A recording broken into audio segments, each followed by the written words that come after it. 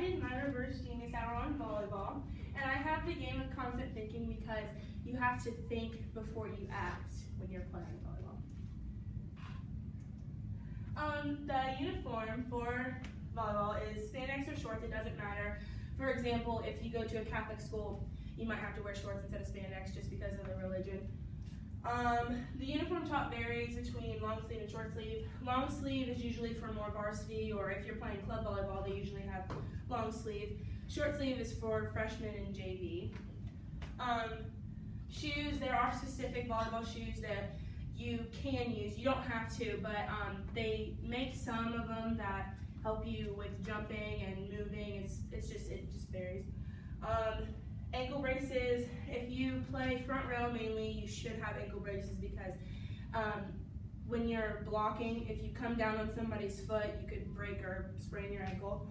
And then knee pads are used for diving. When you dive, you're not supposed to land on your knees, but knee pads are just for extra protection when you do dive. These are the basic positions. There's outside, middle, weak side, or the setter. Left back, middle back, right back, and then the libero. The outsides set up right here and right here. The middles are obviously in the middle, and then these two are weak side. The setter is usually at this 2 spot, and that's your base. So, and just because it says weak side, that doesn't mean that you're weak. That just means that usually in a game of volleyball, the setter goes to the outside of the middle if you're trying to score a point. I mean, that doesn't mean that if you play weak side that you're bad. It just means that you're not going to get set as much usually.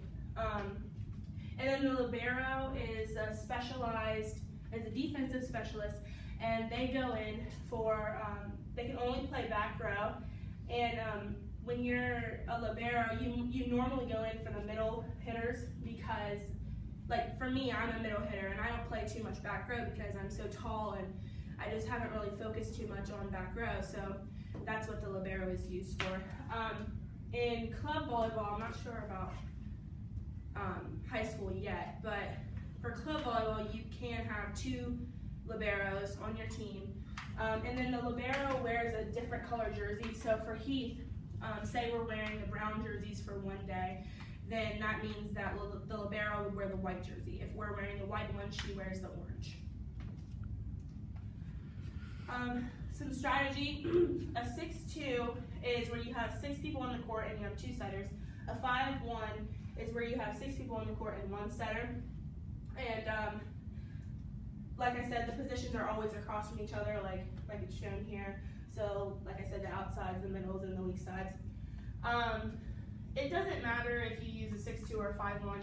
Usually 5-1s are for like freshmen that are just now learning the strategy of volleyball, and 6-2 is more for like varsity and more experienced players. honestly, I think that the 6'2" works more for a varsity player because when you are a junior and a senior and you're playing varsity volleyball, you know where to put the ball.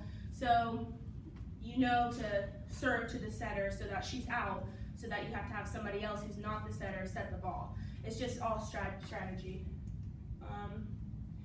And then this is what a 5-1 looks like. You have your two outsides, your two middles. Your weak side starts back here and your setter starts up here. And then it is 5-1, your setter sets from the back row and the front row. In the 6-2, you have, it's the same outsides, middles, and then you have two setters on the floor, and the setter sets from back row. So if you have a setter back here, she's setting for this rotation. And then once she gets up here, this one comes down, this one's setting for that rotation, or for the 3 rotations. And then more strategy. There's serving, passing, hitting, blocking.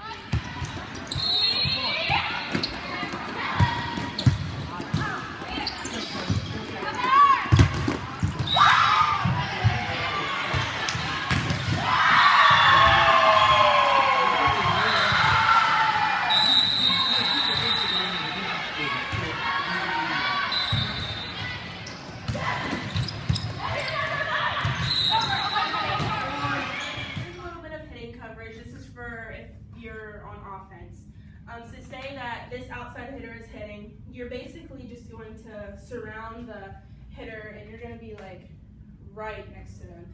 So here's the libero. Like I said, she's wearing a different color jersey. She was most likely playing left back in this situation. This is probably the middle hitter, and this is probably the setter or the right side hitter. And then these two girls are probably playing back row. But with hitting coverage, if you have your two front row players that are covering for the outside, they're going to come the closest, and then basically the back row players just fill in the holes between the front rows players.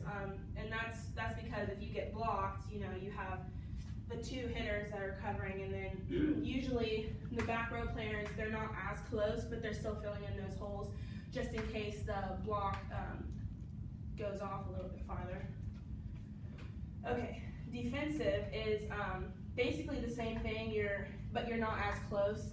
So the hitter is hitting from this side, you have a setter and the middle blocker blocking, and then your outside hitter is kind of more towards their position, and then you're just kind of surrounding and filling in holes.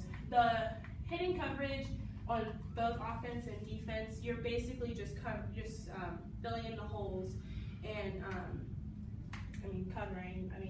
If the defensive is more spread out because of course they're hitting, it's going to go farther to the back line than it would be if they're blocking you. Okay, here are some basic plays for each position. Outside, there's a 5, a 4, and a 3. A 5, how I remember is a 5 takes 5 seconds to hit once it hits the setter's hands. 4 takes 4 seconds, 3 takes 3 seconds. When you're hitting a 5, this is where you're going to hit the ball at. When you're hitting a 4, it's going to be right here. And when you're hitting a 3, it's going to be more towards the middle of the court.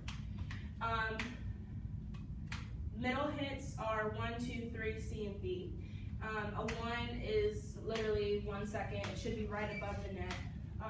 2 is 2 seconds, and then the 3 is the exact same as the outside, same position. 1 and 2 are directly in front of the middle of the court. So say I'm right here, I'm going to hit the ball, the 1 and 2 right here.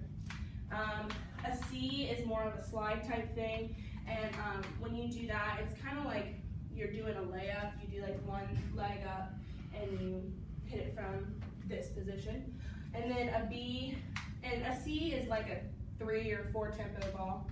And then a B is more of a 1 and 2 tempo ball. It just depends on if you can get there or not. But the B is directly behind the setter. That's where they're going to set the ball. Weak side is just C and B, and it's the exact same as the middle hit, same position. And then back row. Back row varies. For my club team, we do red, white, blue. And the way I remember that is right, red, and then white, blue. For Heath, we had orange, brown, and white. Orange, white, brown, sorry. Orange, white, brown. And then, but that's basically it. And